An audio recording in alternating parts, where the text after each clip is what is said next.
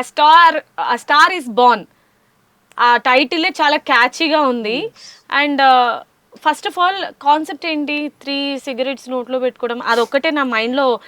ఆ పోస్టర్ చూసిన తర్వాత 3 సిగరెట్స్ ఏంటి అబ్బా, ఇప్పటి వరకు 1 సిగరెట్ చూసాము, ఈ 3 ఏంటి, 2 కూడా కాదు. అసలు ఏంటి కాన్సెప్ట్? అది మా డైరెక్టర్ గారిని అడిగితే అది 3 సిగరెట్ అంటే ఇది కంప్లీట్ యూత్ కాంటెంట్ అండి. యూత్, ఒక యంగ్స్టర్ యొక్క స్టోరీ ఇది.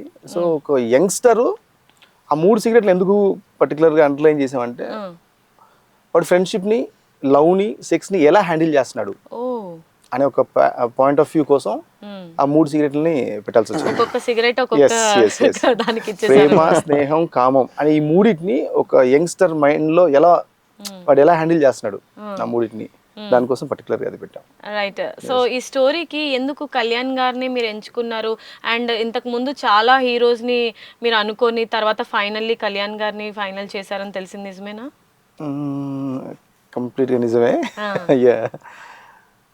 అంటే కథకి తగ్గట్టు తీసుకున్నారా, లేకపోతే మీ మైండ్ లో యష్ గారు కూడా ఉన్నారని విన్నాము ఈ స్టోరీకి? యాక్చువల్లీ ఫస్ట్ ఈ కథని నేరేట్ చేసింది యష్కే. ఓకే. కేజీఎఫ్ యష్కి నేరేట్ చేశాను. సో అది ఐ థింక్ 2013 ఆ టైం పీరియడ్ లో. అది నేను ఈ స్టోరీ 2013 నుంచి ఉందా మీకు? Almost 10-11 years. 12 ఇయర్స్ అవుతుంది దగ్గరగా. అప్పుడు నేను బెంగళూరులో ఉన్నాను. నేను ఏదోలాగా అంటే అప్పుడప్పుడే ఏమంటారు, పర్వానికి వచ్చిన అబ్బాయి లాగా అక్కడిక్కడ తిరుగుతూ సైడ్లు కొట్టుకుంటూ కాలేజ్లలో తిరుగుతుండే అనమాట. సో అందుకనే లుక్ కూడా మీకు కొంచెం చాలా ఉంటుంది. అంటే అప్పుడు యష్ లుక్ అలా ఉంది. ఐ థింక్ గూగ్లీ టైం అనుకుంటా, గూగ్లీ షూటింగ్ లో చెప్పాను నేను తనకి కదా.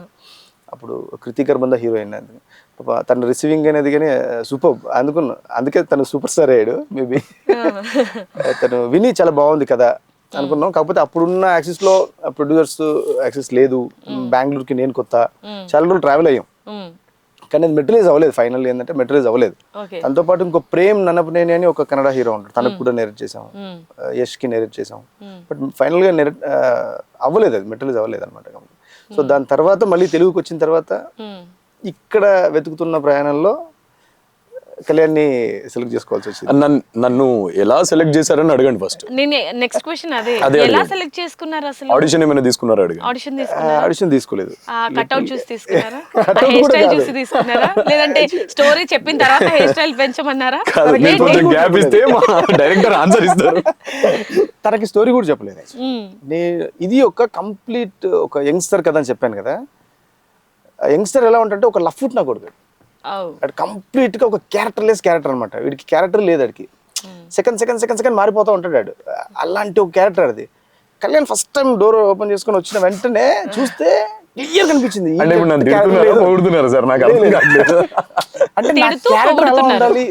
మీకు కన్వీనియంట్ గానే ఉంది కదా? లేదు, లిటరల్ ఏంటంటే ఒక మ్యానిపులేటర్. నేను అందుకనే టైటిల్లో కూడా ఆరగెంట్, ఇంటెలిజెన్స్, మ్యానిపులేటర్. అదే మీరు ఏమంటారు దాన్ని, ఏమంటారు బిటర్ గార్డ్ ఏమంటారు తెలుగులో? కాకరకాయ తినిపించి తర్వాత షుగర్ తినిపిస్తున్నారు మీరు. నేను అందుకే టైటిల్లో వేసారు అనమాట, when ఆరోగెన్స్ added with intelligence called manipulator అని వేసారు అనమాట. అంటే వాడు చిన్నప్పుడే చాలా ఆరోగెంట్ గా పుట్టిన ఒక కుర్రోడికి తను పెరిగే ప్రయాణంలో ఇంటెలిజెన్స్ వస్తే వాడు ఒక మ్యానిపులేటర్ అయితే వాడు ఎలా ఉంటాడు అసలు? వాడు ఒక యంగ్స్టర్, వాడు ఎలా ఉంటాడు? వాడు ప్రపంచాన్ని ఎలా ఆడుకుంటాడు అసలు? ప్రపంచాన్ని ఇన్ ద సెన్స్ ఇది క్యాన్వాస్, పెద్ద క్యాన్వాస్ లో వెళ్ళలేదు. ఒక రూరల్, ఒక అర్బన్ ఏరియాలో పెరిగిన కథ అనమాట ఇదంతా కంప్లీట్ గా. సో ఒక మిడిల్ క్లాస్ ఏజ్ నుంచి పెరిగిన కథ కాబట్టి సిటీ ఆ ఏరియాలో తీసుకొని చేసాం. సో అలా ఉంటుంది లుక్. మరి హెవీగా యాక్షన్ ఇది కాదు, కంప్లీట్ క్యారెక్టర్ బేస్ ఫిల్మ్ ఇది. ఓన్లీ హీరో చుట్టూ మాత్రమే తిరిగే కథ. జనరల్ ఏంటంటే కథ ఉంటుంది, కథలోకి హీరో వెళ్తాడు, కానీ హీరోనే కథ, హీరో చుట్టే తిరుగుతూ ఉంటది ఎంటైర్ కథ అంతా. సో మా క్వశ్చన్ ఏంటంటే, మీరు యష్ వరకు వెళ్ళి తర్వాత డెబ్యూ ఫిలిం చేసే హీరోని ఎలా తీసుకొచ్చారు? అదే అది అవ్వలేదు యాక్చువల్లీ. యష్తో మేము ట్రావెల్ చేసిన ప్రాసెస్ లో అది మెటీరియల్ అవ్వలేదు. తను యాక్చువల్లీ అంతకు ముందు లక్కీ అని ఒక ఫిల్మ్ చేస్తున్నారు, ఎవరు యష్. సో అప్పటికి తను అది కామెడీ జోనర్ ఫిల్మ్ అనమాట. సో అప్పటికి యాక్షన్ ఈ ఫేజ్ లేదు ఎవరికి, యష్కి. సో తను కూడా విని కథ బాగుంది కానీ మెటీరియలైజ్ అవ్వడానికి చాలా అది ఉంటుంది కదా చాలా, ఎందుకంటే కన్నడ నాకు కొత్త అక్కడ యాక్చువల్లీ. అదే ఫైనల్గా అది వర్కౌట్ అవ్వాల. ఓకే. మళ్ళీ తెలుగుకి వచ్చి నేను కరుణాకర్ గారి దగ్గర వర్క్ చేశాను, మళ్ళీ సమ్ డేస్ అనమాట వర్క్ చేసినాను. చేసిన తర్వాత మధ్యలో మళ్ళీ కథ పట్టుకొని వెళ్దాం అనే ప్రాసెస్లో వెతుకుతున్నప్పుడు ఇంకొక హీరో, కన్నడ హీరో, తన పేరు రామ్ గౌడ అని, తను కూడా ఫ్రమ్ కన్నడ. తనని అనుకున్నాం, తనకి కథ చెప్పేసాం, సింగిల్ సిట్టింగ్లో తను కూడా ఓకే అన్నారు. అప్పుడు కేజీఎఫ్ టీమ్ దానికి ఇన్వాల్వ్ అయ్యారు అనమాట, ఆ ఫిల్మ్లోకి. అంటే ఆ టీమ్, టెక్నికల్ టీమ్ ఇన్వాల్వ్ అయ్యారు. బట్ అది కూడా ప్రాసెస్ చేసి ఓపెనింగ్ వరకు వెళ్ళాము రామ్ గౌడతో పెట్టుకొని. బట్ అది కూడా ఏంటంటే సమ్ టెక్నికల్ ప్రాబ్లమ్స్.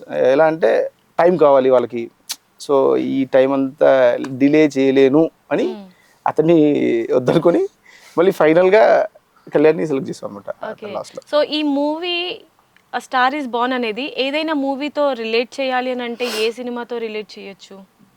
అంటే కంప్లీట్లీ డిఫరెంట్ అంటారా స్టోరీ, లేదంటే ఏదైనా మూవీస్ కి అంటే మీరు అంటే స్టోరీ పరంగా అంటున్నారా, యాక్టింగ్ పరంగా అంటున్నారా, ఎనర్జీ పరంగా కాదు, స్టోరీ పరంగా మనకి ఇప్పుడు వరకు వచ్చిన సినిమాల్లో దేన్నైనా రిలేట్ చేయొచ్చా, లేదంటే ఇది కంప్లీట్ ఒక డిఫరెంట్ జోనర్ అనుకోవచ్చు? డిఫరెంట్ జోనర్ అనే అనాలి డెఫినెట్ గా. కాకపోతే ప్రతి సినిమాకి ఏదో ఎక్కడో ఒక దగ్గర ఒక ఇన్ఫ్లుయెన్స్ ఉంటుంది. సో ఉపేంద్ర గారి ఫిల్మ్స్ ని కొంతవరకు తీసుకోవచ్చు మేబీ, వెరీ బిగినింగ్ స్టేజ్